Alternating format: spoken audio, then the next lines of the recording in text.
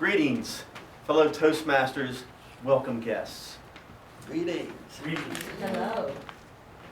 I am hoping tonight, in 5 to 7 minutes, to arouse your interest and enthusiasm about a topic that is very near and dear to my heart, and that is the painted furniture that was made in Baltimore in the 19th century.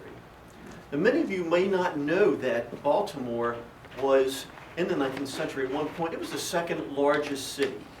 And by virtue of the population, and the wealthy population, because of things like tobacco and whiskey and produce, we had a thriving economic community here in Baltimore.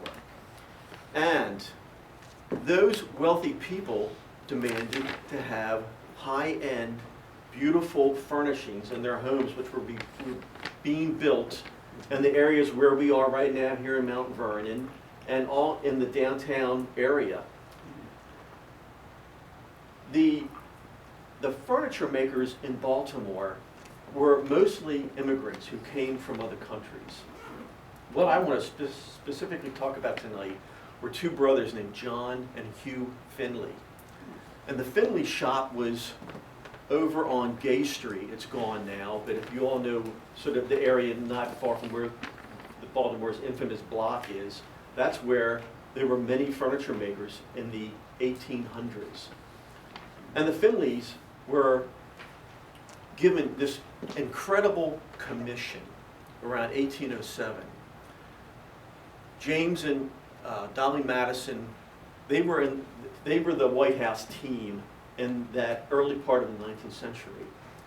And the architect who designed the White House, Benjamin Henry Latrobe, designed a suite of real fancy furniture for the Madisons. And you know who got that commission to build that furniture? It was our own Baltimore cabinet makers, John and Hugh Finley, which was a real feather in their cap. So this architect, Latrobe, did drawings for this furniture, gave it to the Finleys, and they produced it for them, for the Madisons. The sad tale about that furniture, it probably only survived for about 4 or 5 years, because when the British burned the White House during the War of 1812, that suite of furniture, along with everything in the White House, was all destroyed.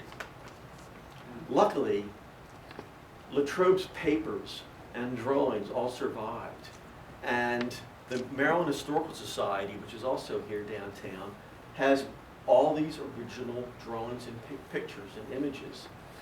And these chairs, sofas, window benches, and mirror were all illustrated. The Baltimore Museum of Art around 1999 decided to host an exhibition called Art for the Presidents.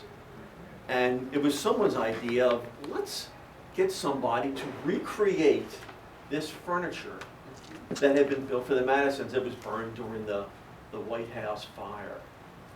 And so yours truly got this commission to replicate this furniture. So the Maryland Historical Society gave me color Xerox images of this real high-style, fancy painted furniture. This chair, which I brought, is not an exact replica of that White House furniture, but it's in the vein of that. And we recreated 2 chairs, a sofa, a window bench, and a mirror for this 1999 museum exhibition, which was really a wonderful job for me. I did not talk a little bit about myself in the beginning, but I'm an artist and furniture maker. That kind of job sort of comes along once in a lifetime. And it was a labor of love. It was not a money maker, but I just loved doing this research on this furniture, which is where I learned so much about it. Latrobe, the architect of the White House, was trying to recreate this grand, almost hearkening back to ancient Roman and Grecian times. When you all picture the White House or the Capitol building in your mind, you know it's got huge columns and it's very sort of ancient Grecian in its feeling. And Latrobe wanted that same feeling for the furniture. So he referenced furniture designs that harken back to ancient Roman and Grecian times. And the chair that you see before you is a copy of a chair that we made that was probably from around 1812. The original chairs of this form were only created about in the number of 15. And if anybody knows who Aruna Abel was, he was the gentleman who started the Sun paper. And these chairs were made for him originally. In their first form, they would have been, where you see black on this chair, it would have been a bright chrome yellow color. And everything that's red on this chair would have been done in a really strong, rich, almost hunter green. Then all the decorative work, all the scrolls and flourishes that you see on this chair would have been done in gold paint or gold leaf metallic paint. We recreated this chair maybe about 5 or 10 years ago and made a set of, I think it was 8 or 10 of them, but tried to do them in a different color palette as to make them a little bit more saleable for today's marketplace. The history of Baltimore furniture is a deep and varied one.